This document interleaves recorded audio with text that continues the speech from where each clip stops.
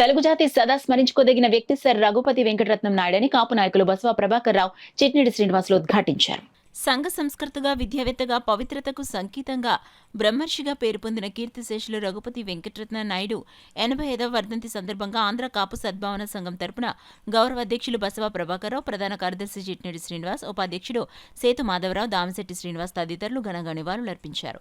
జిల్లా క్రీడా మైదానం వద్ద గల వెంకటరత్నం నాయుడు విగ్రహం వద్ద జరిగిన కార్యక్రమంలో సంఘం రాష్ట్ర ప్రధాన కార్యదర్శి చిట్నిడి శ్రీనివాస్ మాట్లాడుతూ 1862 అక్టోబర్ 1వ తేదీన మచిలీపట్నంలో జన్మించిన రఘుపతి వెంకటరత్నం నాయుడు కాకినాడ ప్రాంతంలో ప్రముఖ సంఘ సంస్కర్తగా ఎనలేని కృషి చేశారని కొనియాడారు.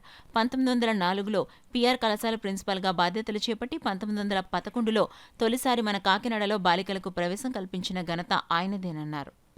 అన్ని చోట్ల కూడా మన పిఆర్ కాలేజీలోను అలాగనే మన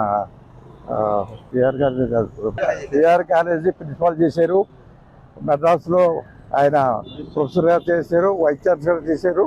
తదుపరి ఆయన ఎన్నో సంస్కారం చేసి ఆడవారిని విడోస్ని ఖాళీగా కాకుండా వాళ్ళకు కూడా మ్యారేజ్ చేయాలి అనేటువంటి గొప్ప సంస్కర్త. ఆయనకి ఎన్నో బిరుదులు ఇచ్చేది. మద్రాసు మన పిఆర్ కాలేజీలో 14 సంవత్సరాలు ప్రిన్సిపాల్గా కూడా చేశారు, వైస్ ఛాన్సలర్ చేశారు.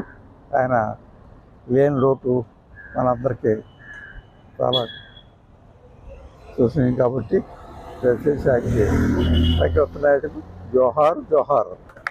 ఇటువంటి వ్యక్తి మన నుంచి దూరమైనా సరే వారి ఆశయాలకి మరి కాకినాడ ప్రాంతంలో తిరిగి మరి జీవించినటువంటి వ్యక్తి 1904 నుంచి 1925 వరకు కూడా మరి కాకినాడలో నివసించినటువంటి వ్యక్తి మన రఘుపతి వెంకటరత్న నాయుడు గారు అని చెప్పి సగర్వంగా చెప్పుకోవచ్చు.